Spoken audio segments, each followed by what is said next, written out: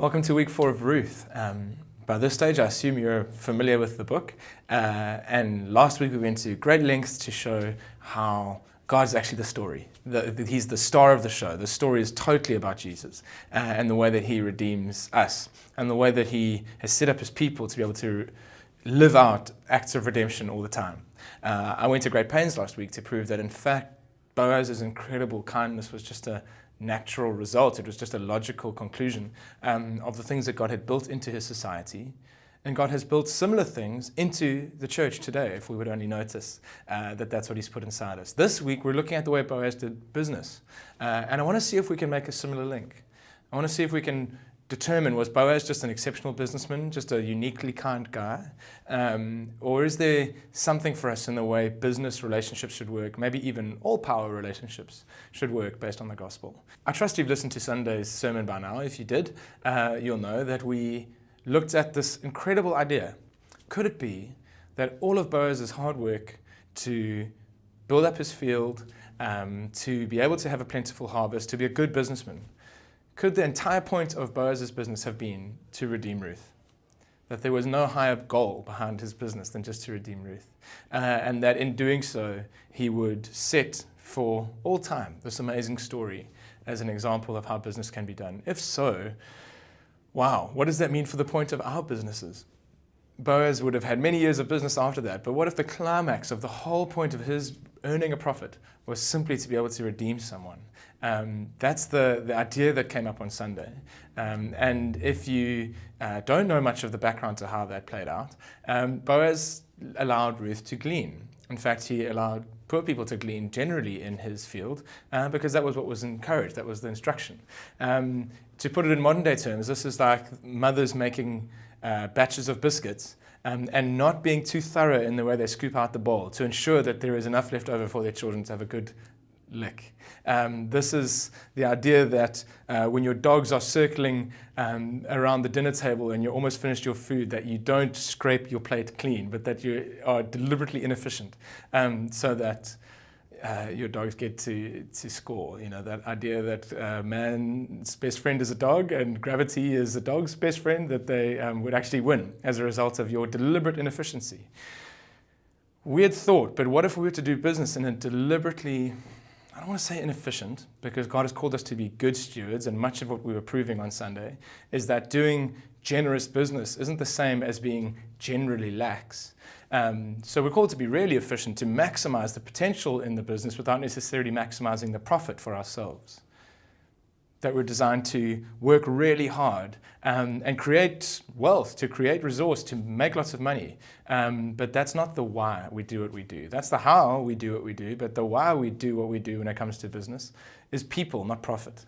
It's ensuring that we can create wealth. And if you look in the second kind of half of that story. So Ruth in chapter 2 and going into 3, she first goes and gleans, but the second half of that is she goes home with the gleanings that she was able to get from Boaz's field. And Naomi is just blown away by the fact that they had enough even left over. They had more than they needed. So right in there is this incredible principle for business, that we would do business in a way that everyone who's interacting with our companies or with the benefits of our work ends up with more than they need, not just barely what they need. So that was the idea that came out of Sunday. And I suppose for context, just to keep the tradition going, for context, as you discuss Sunday, and I'm going to give you a moment just to look back on that business sermon and discuss it.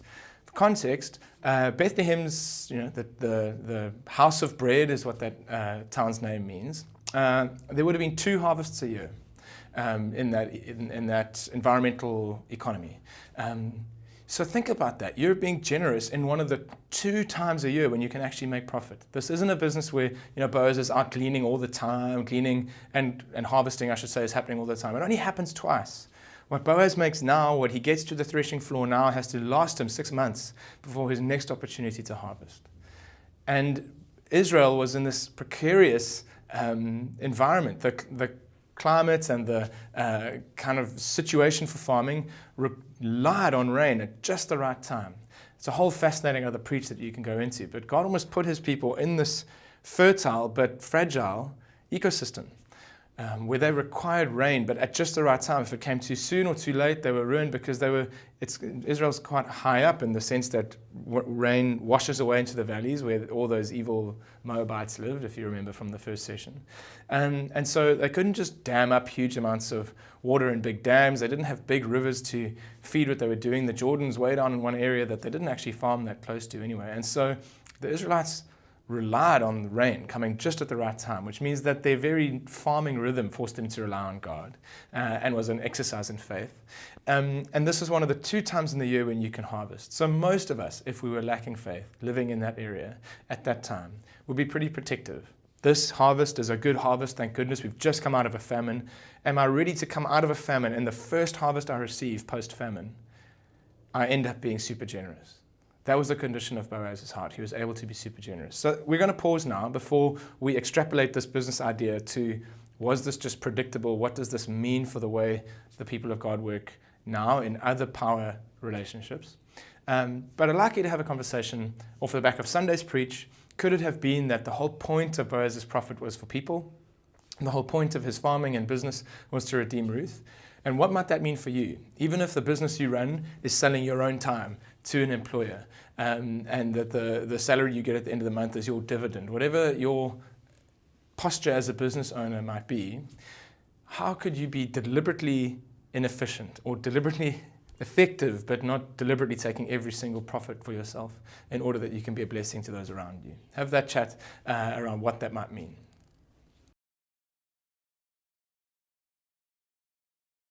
Right, so business, work. This initially makes me think of Ephesians. Ephesians 6 is one of the most well-known passages on work. And if you don't know it, let me read it to you. It comes in the context of talking about husband and wives, parents and children, and then it talks about slaves and masters. And it says, slaves, obey your earthly masters. It's a dreadful situation. The Bible's not condoning slavery. But if you wind up working for someone else or even owned by someone else, that's not a reason for you to excuse yourself from the requirements of Christian living. It's actually really dignifying that Paul says even slaves can live holy. Even slaves can choose to be a blessing. You are still valuable in the eyes of God, and so he still has some expectations on you. And so he says, obey your earthly masters with fear and trembling, with a sincere heart, as you would Christ. Obey your masters as you would obey Christ. Not by the way of eye service, so just when they're watching you, as people pleasers, but as servants of Christ, doing the will of God from the heart. So he's saying, slaves, you actually get to work from the heart, that you don't just drag yourself around going, I'm powerless, I've got no choice, but you get to go, I'm going to choose to serve this person as an act of worship from the heart. Rendering service with a good will as to the Lord and not man. Knowing that whatever good anyone does, this he will receive back from the Lord, whether he is a slave or free. So that whole concept doesn't just apply to slaves, but even free people who work for others. Not just our service, not just as people pleasers, but working as unto the Lord. Masters do the same. And so once again, what he's saying is work as unto the Lord. And stop your threatening, knowing that he who is both their master and yours is in heaven, and that there's no partiality with him. So here's the big idea. When it comes to work, when it comes to the relationship between bosses and employees, owners, and those who work for them, we all work for God. And all of the work that we do as unto the Lord. That's an interesting idea.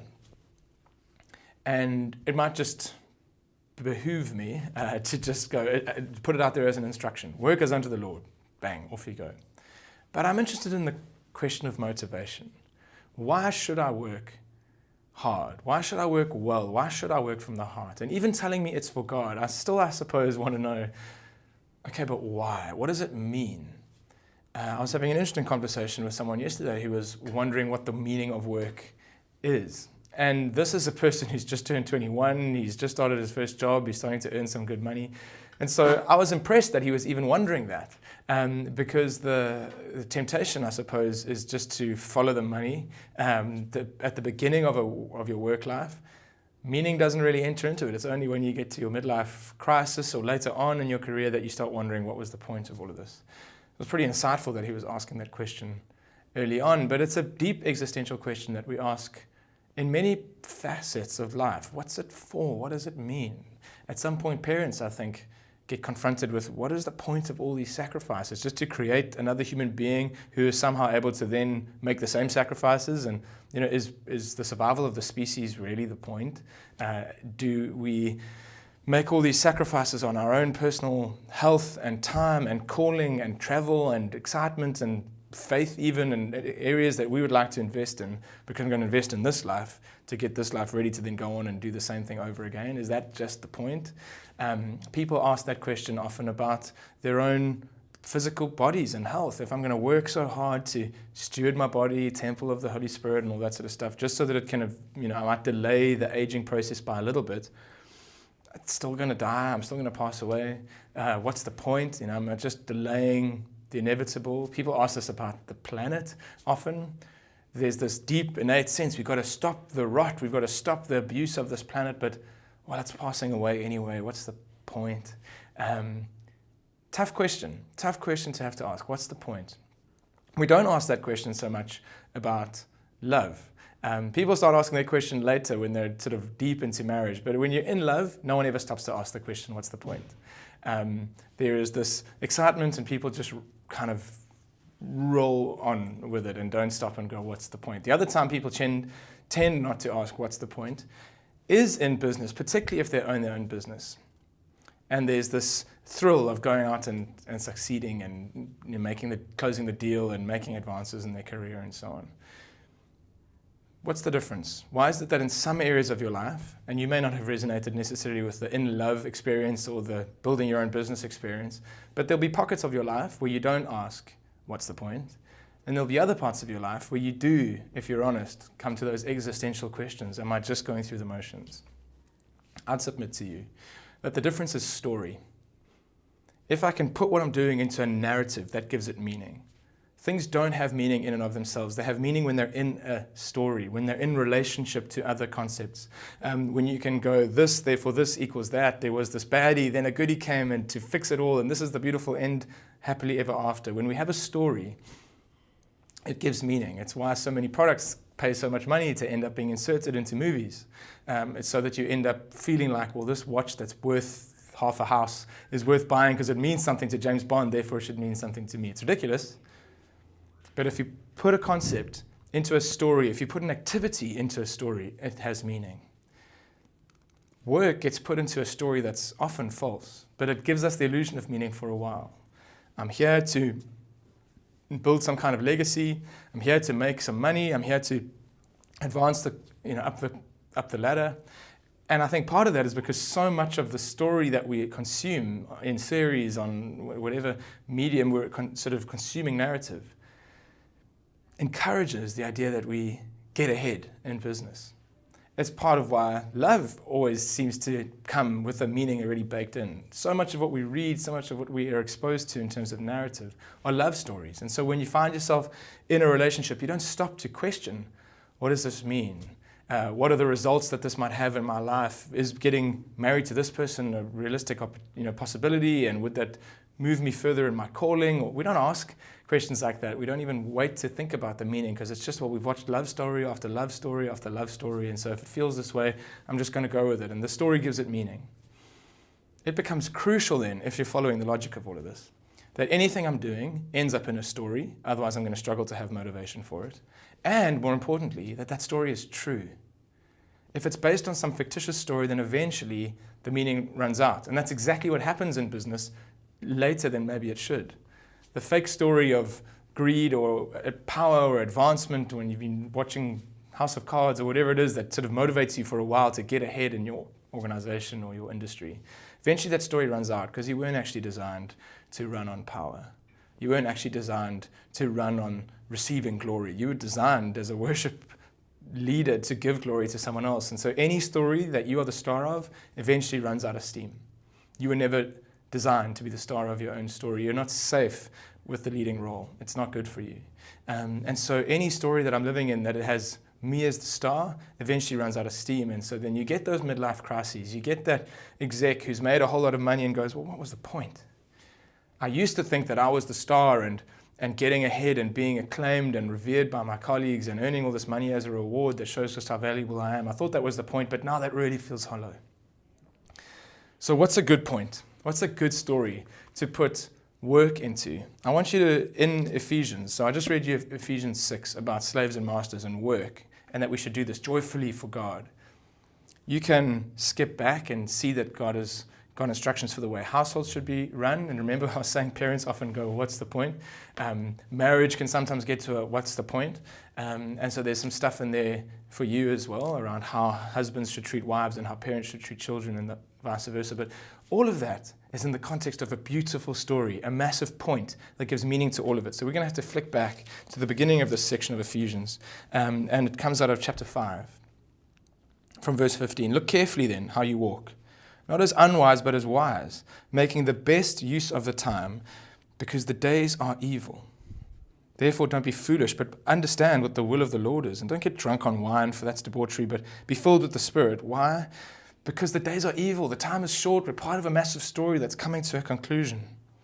And so address one another in psalms and hymns and spiritual songs, singing and making melody to the Lord with all your heart, giving thanks always and for everything to God the Father in the name of the Lord Jesus Christ, submitting to one another out of reverence for Christ. So Paul frames the beginning of all these instructions for how power dynamics are supposed to work with the days are short and the days are evil. The time's running out. You have this glorious Father in heaven. You're designed to be a people who, what a beautiful idea that we would sing psalms and hymns and spiritual songs and make music to Him with our hearts, and that the days are evil at the moment, but we can still do that beautiful thing. And implied in that is that when the days are over and the evil is finished, then all that anyone will do is that beautiful picture of intimacy with one another, worship to God, that all that crying and evil and brokenness will be removed and that heaven will fully invade earth. And if I can add to that little description that Paul made, other descriptions from the rest of Scripture, then it's this thought that we get to be ambassadors for Christ in these evil days. That we get to bring heaven to earth now and not just wait for it then.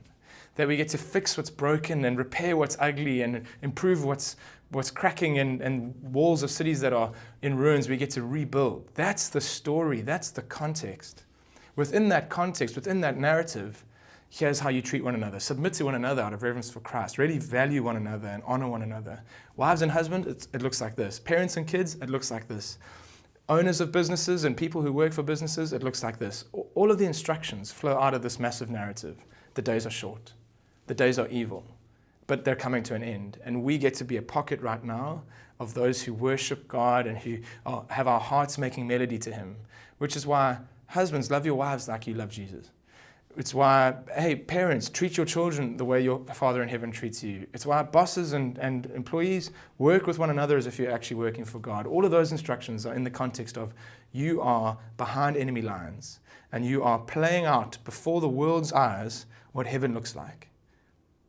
And as you do that and as you get deep satisfaction out of doing that, it slowly starts to permeate the rest of the world, that we start to infect the rest of the world with this heavenly ecosystem and change things around. Now that's a narrative that is both motivating and true. And in the context of that narrative, my work, my parenting, my looking after my body, my healing the broken ecosystem in the world and fighting for less pollution, all these other things that maybe seem like a good idea take on meaning and context. And so with that whole argument made, what I'd like you to discuss now is the way every power relationship, because what's interesting is parents, children, husbands, wives, bosses, masters even, and slaves or employees, are all relationships where there's a power dynamic. You're in some relationships with power dynamics in them. You're in some relationships where there is authority and submission. How do we allow heaven to invade all of those? Because God doesn't just obliterate power relationships, even some evil ones or some ones that are founded on wrong thinking like slaves and masters. God looks at every single one of those power dynamics and says there's an opportunity for the gospel there. Before we go and abolish it, let's just start representing heaven inside it. And in heaven, those with authority serve those without. In heaven, those who are in positions of glory, the seniority, ensure that blessing flows down the hill. In the world, wherever there's authority or seniority, blessing flows up the hill, right? And the people in senior positions end up with more and more and more off the back of the people in junior positions who do more and more of the work. And so it makes sense that most of us are terrified of power and authority relationships because we see all the evil that's done. God goes, there's an opportunity for the gospel in every single power dynamic that you find yourself in. And you have this choice. Do I live as an ambassador behind enemy lines, doing the heavenly version of authority in the midst of a world that's doing the earthly version of it? That's the conversation I want you to have. So I'll stop waffling on, give you a chance to read through Ephesians 5 and 6, look at those different power relationships, and then try and get a sense for your own life, where I am either in power or without, whether I'm under authority or have authority. How do I allow this flowing downhill of blessing, this releasing of heaven on earth, how do I allow that to happen in my organization, in my home, in my marriage? And how do I do that sustainably? What might I need to be connected to in heaven for me to be able to allow blessing to flow out of my life when everyone else is hoarding it as best they can? Hope that question makes sense. And as I said, we're blowing this right open, not just business, but every part of your life where you see power. Let's chat about what makes us nervous, what makes us want to hoard it, what makes us mistrusting of authority, what makes us nervous to just give away the good things in our lives, and be the kind of authority figures that give blessing away. So all the reasons why we don't want to do this, and then how might I need to be connected to God in order to live heavenly in the midst of earth. Enjoy the conversation, and thanks for the journey as we've gone through the book of Ruth. I trust that by the end of this, we are a kind of people who we are proud to be, who resemble heaven, and who are intoxicating to be around, because that's what Ruth was longing for. She went to be with the people of God, and we are them. We ought to look that way. God bless.